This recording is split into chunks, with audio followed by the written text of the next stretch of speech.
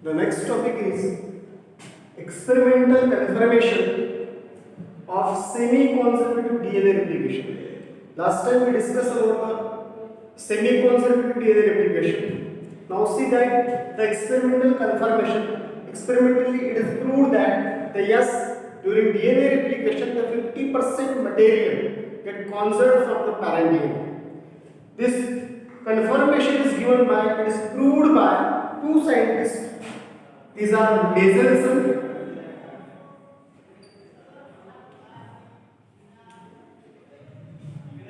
and Starr. Maselson and Starr, these two scientists in 1958, they experimentally proved that semi-conservative method of DNA replication. Semi-conservative DNA replication. They confirm or they prove the semi-conservative DNA replication with the help of equilibrium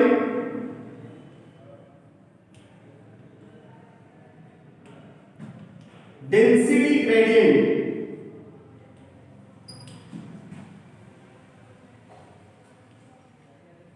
centrifugation.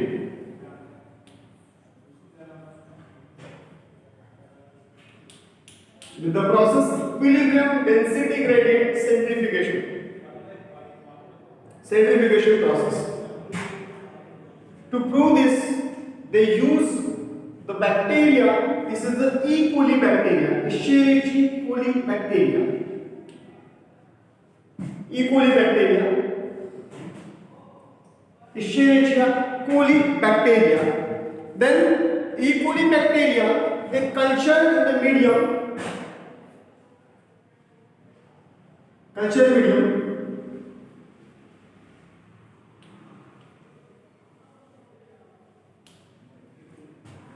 E. coli bacteria is a bacterium.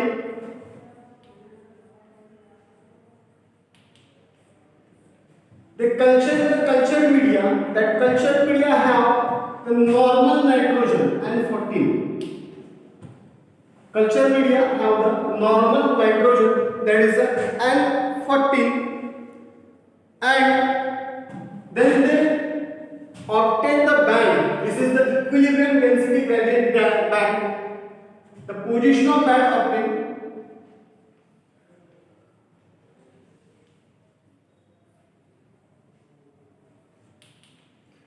The position of this band obtained here. Actually, in this stage, the DNA of E. coli, both the strands of DNA of E. coli bacteria have normal nitrogen.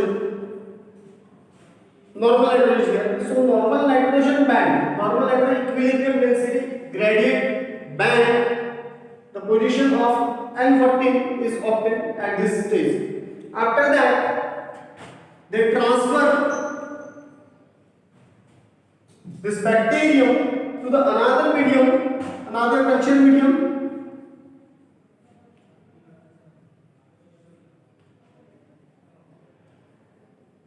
which is probe with heavy isotope of nitrogen, that is N15.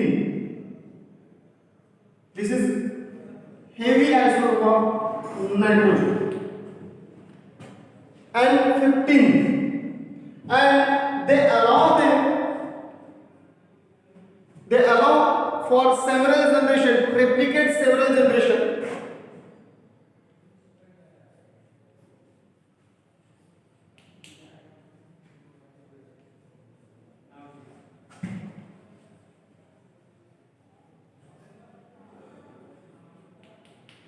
They allow the bacteria to replicate for several generations here in the media having heavy nitrogen, isotope of nitrogen. Then here also band obtained, equilibrium density gradient band. The position of this obtained here.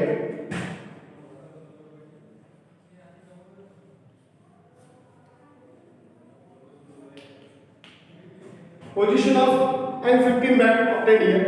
At this stage, both the strands of DNA of bacterium E. coli have heavy nitrogen.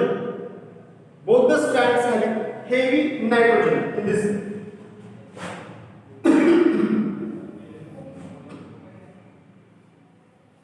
Here these both the strands are probed with the heavy nitrogen isotope. Its position obtained on the band equilibrium density gradient band, and here they use the cesium chloride, 6 of cesium chloride. They have this cesium chloride, 6 molecule of cesium chloride. They obtain the band, position of band, equilibrium density gradient band here.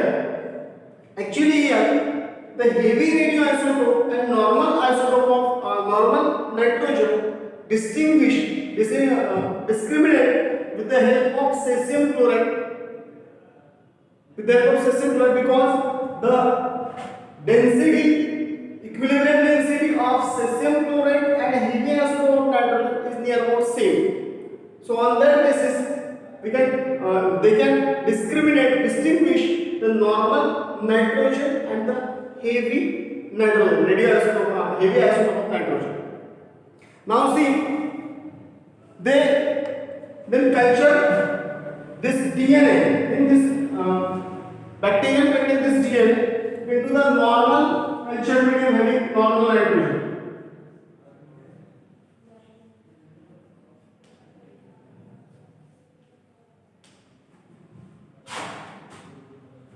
The bacterium which have both the strands of heavy nitrogen, they culture in the media which have the normal nitrogen. Then after first generation,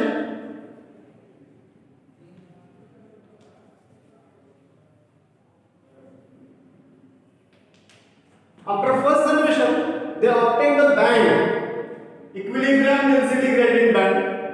So its position shows that 14 and 15 and band. This is called hybrid band.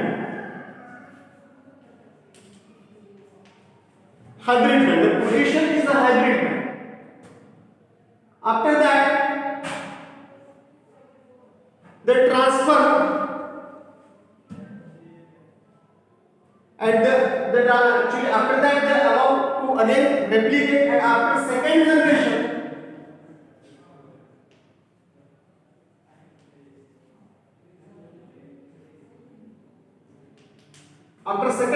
they again got the band equilibrium density gradient band. So here the position, actually after second generation, two bands are obtained here. Here two different bands are obtained. Two different equilibrium density gradient bands are obtained.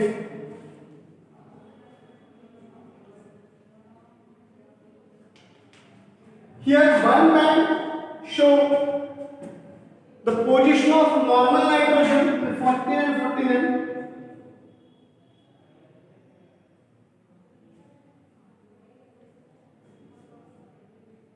And another band show the position of hybrid. Another band show the position of hybrid as 14 and 59. Two different types of bands are obtained here. So this proves that both the strands having the 50% material from their parent one. Because here this hybrid one, from the hybrid one, these two different DNAs are produced, and both the DNA have the 50% material conserved from the parent DNA, and this proves the semi-conservative DNA replication. Actually here, see that this is the position of the band. First one is the 15N position. Here, see, when both the strands of DNA probe with the heavy isotope of nitrogen, then the equilibrium density gradient band is obtained. Its position is here. So this position represents here heavy nitrogen. This is the heavy nitrogen DNA position. Band is obtained here. After that, here hybrid band is obtained. After first generation, this hybrid band is obtained. Its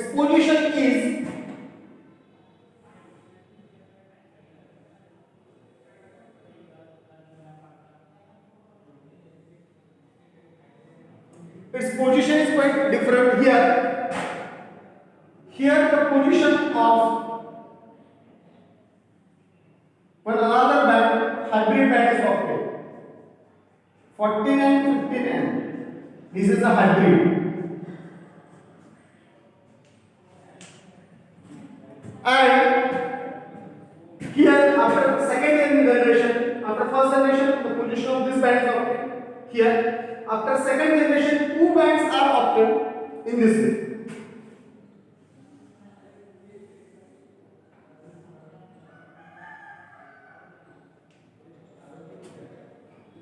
One at the 14 and another at the 14 and 15 position. So this is the hybrid position.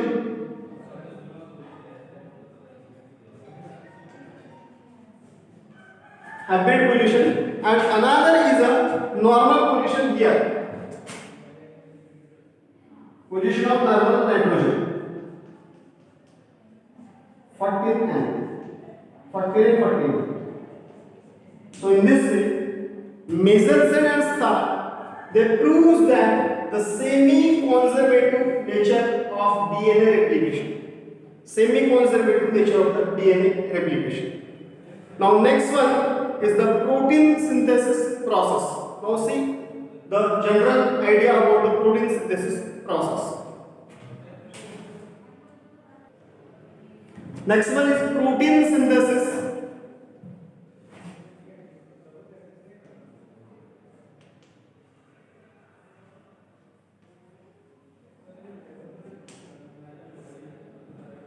Protein synthesis process includes major two steps.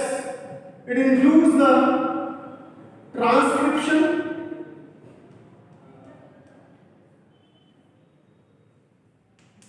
It includes two major steps as transcription and another step is a translation.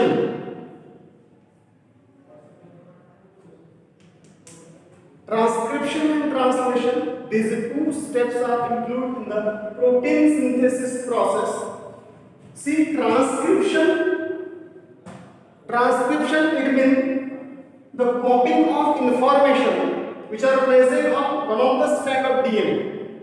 Here this is the DNA.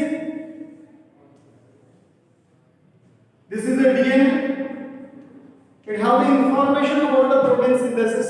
So the information from its one strand copying on the RNA strand. This is the RNA. The process of copying of information from one of the strand of DNA in the form of single stranded RNA transcript. So this process is called as the transcription process. Translation process, here the information copying on the RNA molecule, it gets converted in the form of polypeptide.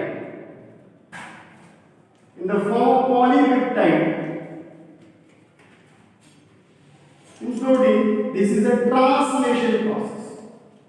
This one is called as a translation process, and this is the core concept of protein synthesis. It is considered as the central dogma of protein synthesis.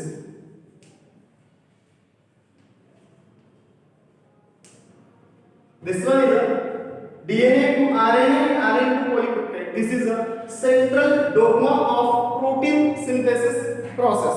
Now see next one. Central dogma concept in the eukaryotes. What about the ribovirus or retrovirus? I mean the viruses which have RNA as the genetic material. See, in retrovirus or ribovirus,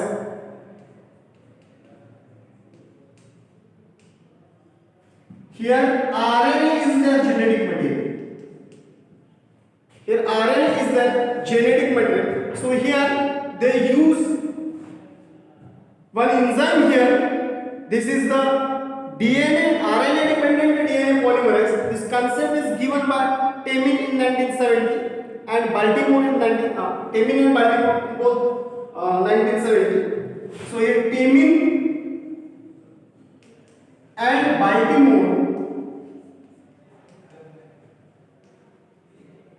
Baltimore, these two scientists giving the concept or central dogma in the retroviruses or RNA viruses. How the protein synthesis occurs here. See here, first of all, RNA is there because these viruses are RNA viruses. So RNA is present here. With the help of RNA-dependent DNA polymerase, enzyme, this enzyme is an RNA-dependent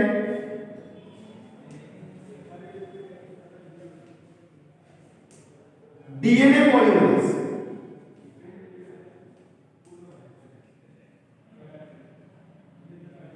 With the help of this enzyme, here reverse transcription occurs.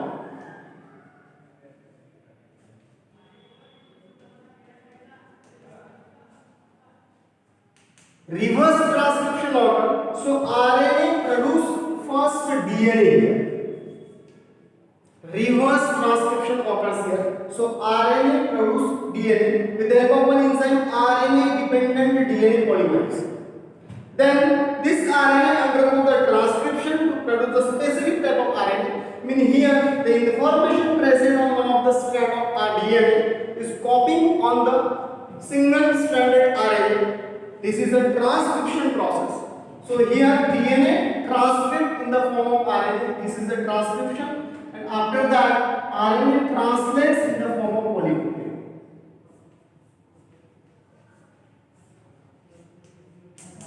It's a central dogma in the retroviruses or riboviruses.